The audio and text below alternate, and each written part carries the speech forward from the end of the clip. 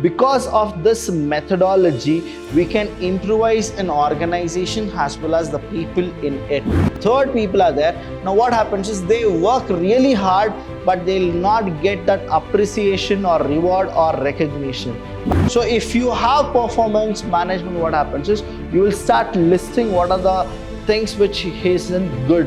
Whatever the people are working, they'll not get the proper encouragement from the top level management. They'll never get recognized.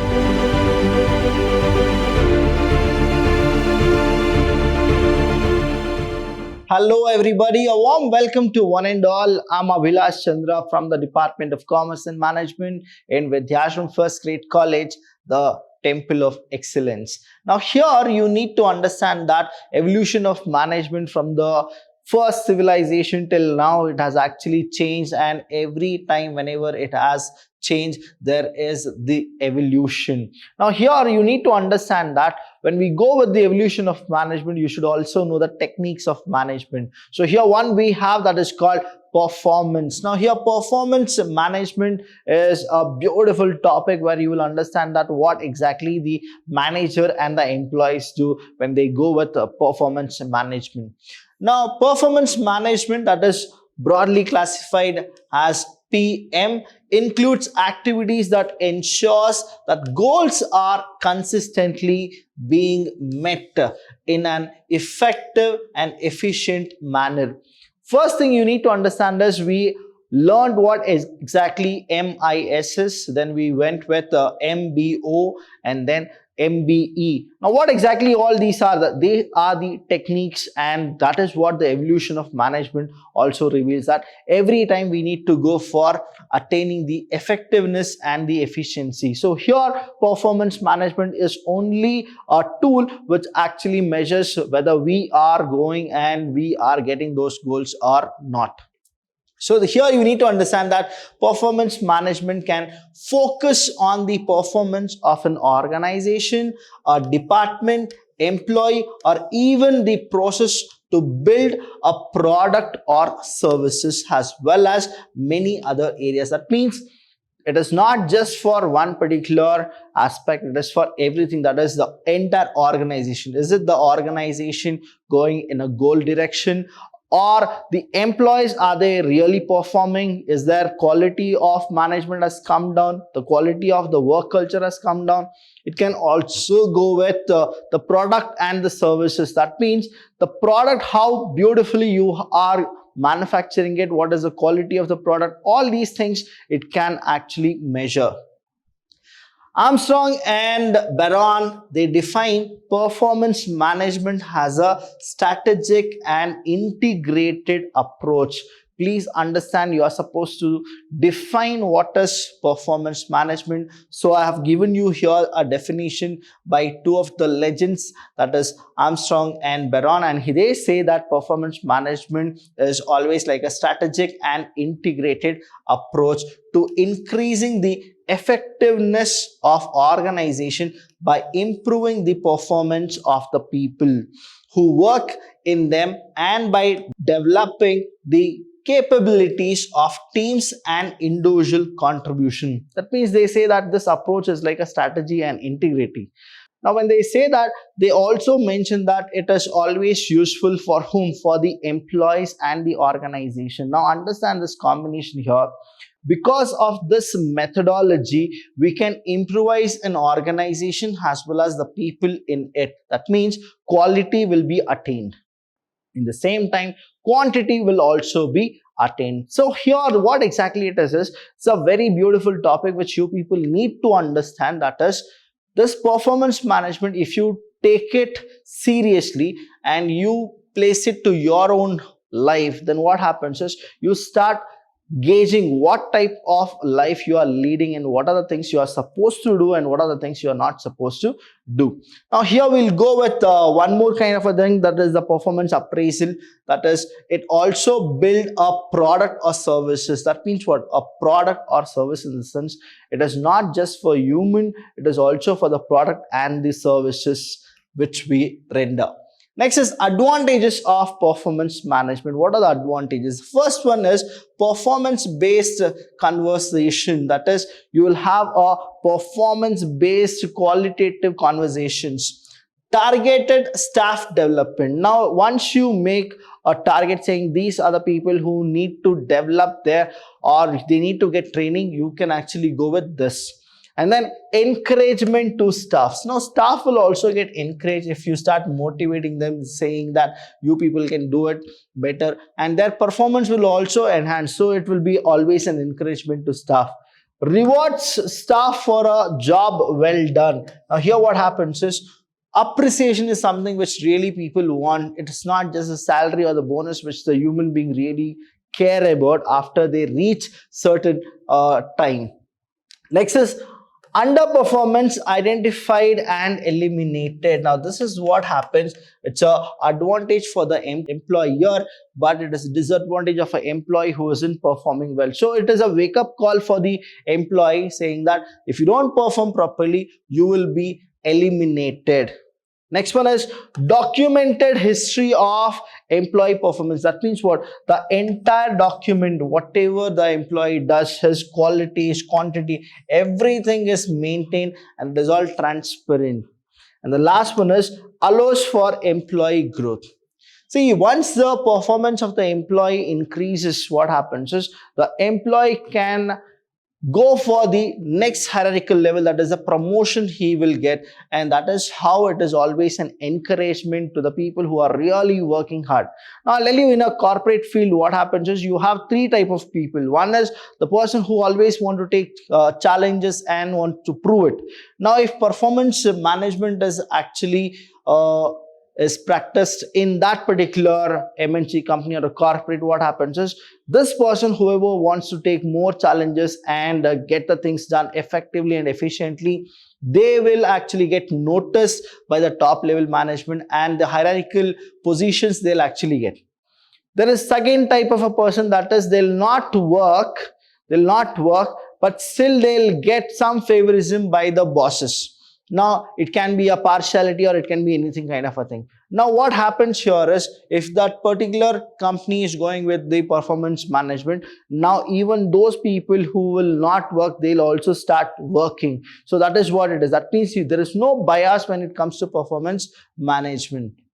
Third people are there. Now what happens is they work really hard, but they'll not get that appreciation or reward or recognition. Now for those people, what happens is this morality values or the moral values or ethical values will actually come very low. But if performance management is actually there, what happens is they'll have a proper justice of whatever the work they are doing.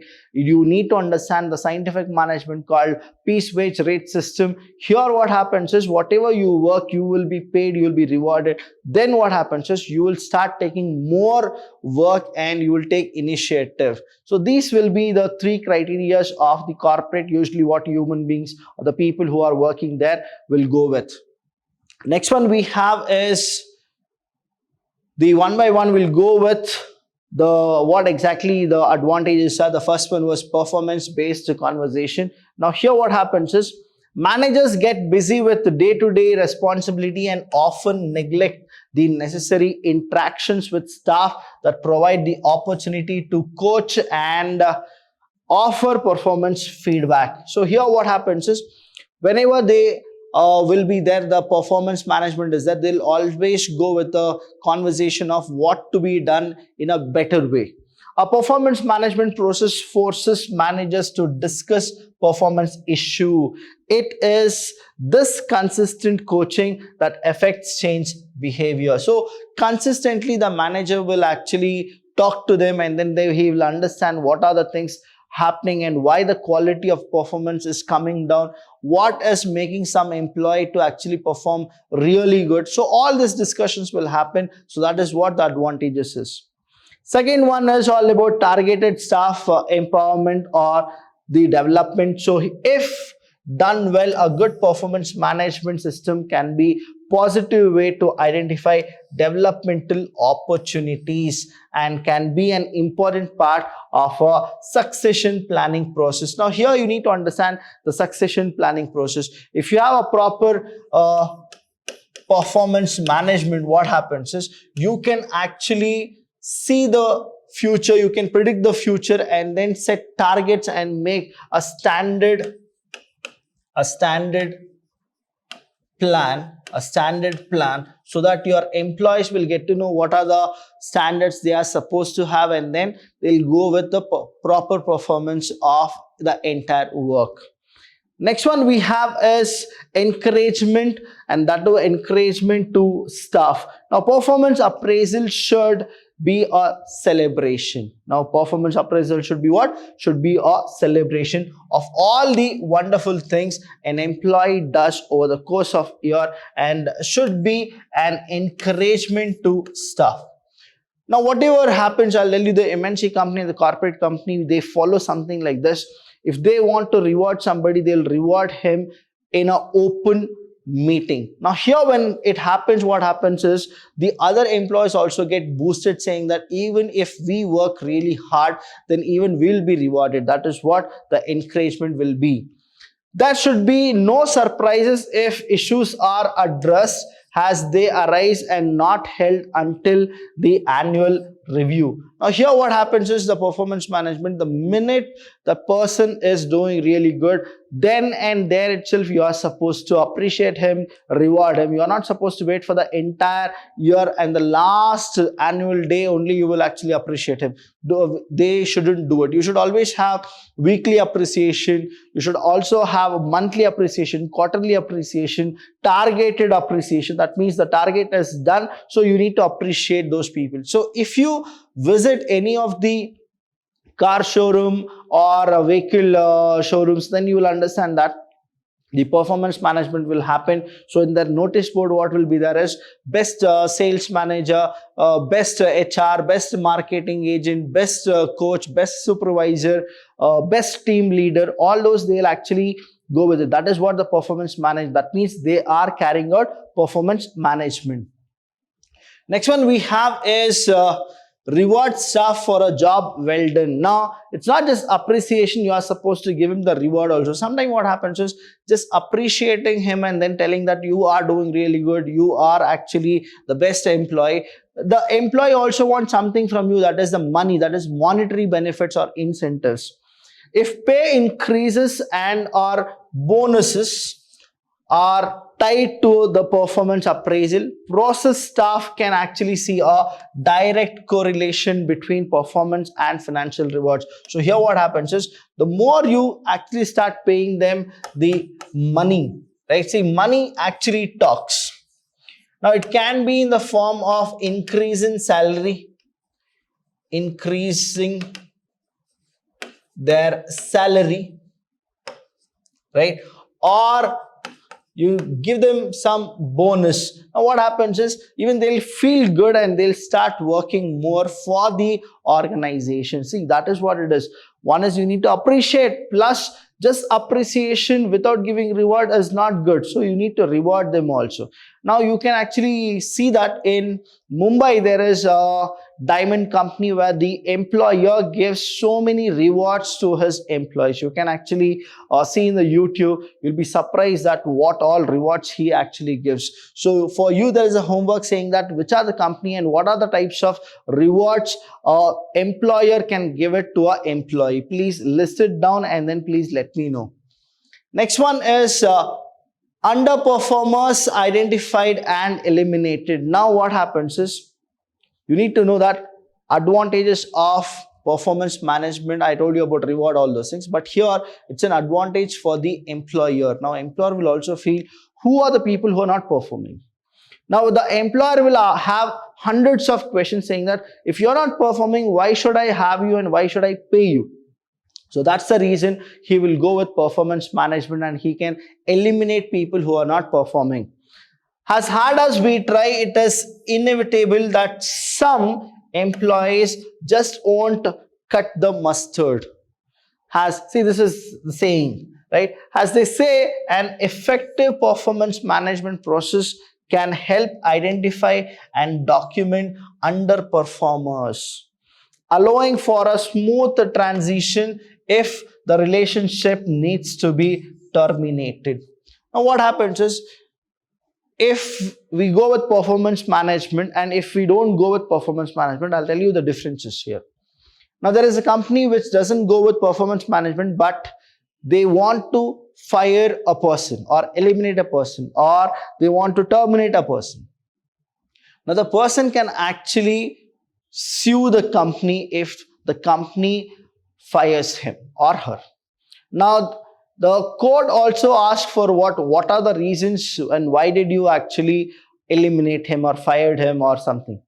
Now, you need to have a base, right? On what basis you are firing him or eliminating him or terminating him. So, if you have performance management, what happens is you will start listing what are the things which he isn't good, and then what are the things he is not actually doing the work properly or not.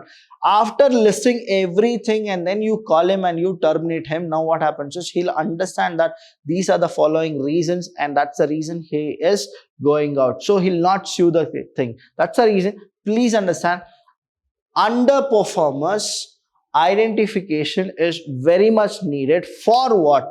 For the elimination. But let's hope that we are not eliminating that person, but again we'll get to know that who are the underperformance and we can send them for training and development. So even that is also what? A plus point. Documented history of employees' performance. That means everything is documented, everything is listed, nothing is left over. That means from the day he is started to work till the day he will actually quit, everything is documented. It is very important that all organizations keep performance record on all employees. This is a document that should be kept in the employee's HR file. So who is a person who will actually go with it? That is the HR manager. HR manager. Now we have the last one, that is allows for employee growth, that is motivated employees value structure, development and plan for growth. An effective performance management system can help an employee reach their full potential, and this is positive for both the employee and manager. A good manager takes pride in watching an employee grow and develop professionally. Now that is what the manager always does. See, the way the teacher always wants the student to perform really good, that's the reason the teacher will take every step forward so that the students can get a proper education. The same way here, performance management, if it is taken very positively, then the manager will actually go with what? He'll be very happy to see the other employees grow professionally. So it is also one of the merit here. Now, disadvantages of performance management. Now we have a few of the disadvantages. One is time consuming. To check everything what requires us time is not adequate. We have limited time. Now for that we need to appoint a person who can go with all those things. So the first one is, it is recommended that a manager spend about an hour per employee writing performance appraisal, and depending on the number of people being evaluated, it can take hours to write the department's performance appraisal, but also hours meeting with staff and review the performance appraisal. That means what happens is, the entire day the manager should only write the performance appraisal, so it is time consuming. And if it is say only one, it is fine, but if say the entire department you are supposed to go with performance appraisal, then what happens? Just imagine the time which is to be taken. Next one we have is discouragement. Now discouragement in the sense, will not go with this. I'll just tell you what exactly the discouragement is. What happens if the performance appraisal or the performance management isn't good, right? Now people who are really working and you are not able to understand and identify them, but people who are not working but they are showing off, saying that they are working, now you are appraising their salaries. Now what happens is, there is a discouragement. For people who are really working hard, giving their sweat and blood to the organization, but you are not able to understand who those people are or identify those people, then what happens is, they'll start decreasing their quality, and sometimes or later what happens is, they may also quit the job. So that is what the discouragement happens here. If the process is not the pleasant experience, it has the potential to discourage staff. The process needs to be one encouragement, positive reinforcement, and celebration of a year's worth accomplishment. So here performance management, from January, say example, from January to November you have done really good, but in the month of December something has happened and you didn't perform well. Now what happens is, just because of that 1 month, the manager shouldn't forget whatever has happened in the 11 months. So performance management should be always what? Positive, and it should be a celebration of the year. Next one is, we have is inconsistent messages. That is, if a manager does not keep notes and accurate records of employees' behavior, they may not be successful in sending a consistent message to the employee. And the one more is the biases. Now, if there is any kind of a bias, it is difficult to keep biases out of the performance management process, and it takes a very structured, objective process and mature manager to remain unbiased through the process. Now what happens is, if the manager is biased, whatever the people are working, they'll not get the proper encouragement from the top level management. They'll never get recognized. So again, the performance appraisal, if you are biased or if you are only going with lack of records and then you will submit whatever you have got, so it is like one-way traffic, then what happens? There is a discouragement as well as there is a bias in the performance management. So students, if you have understood this, it is really good. I'll be there with you people, so you can ask me any doubts regarding performance management. Performance management is a very, very important topic. I'll see you when I see you. Thank you.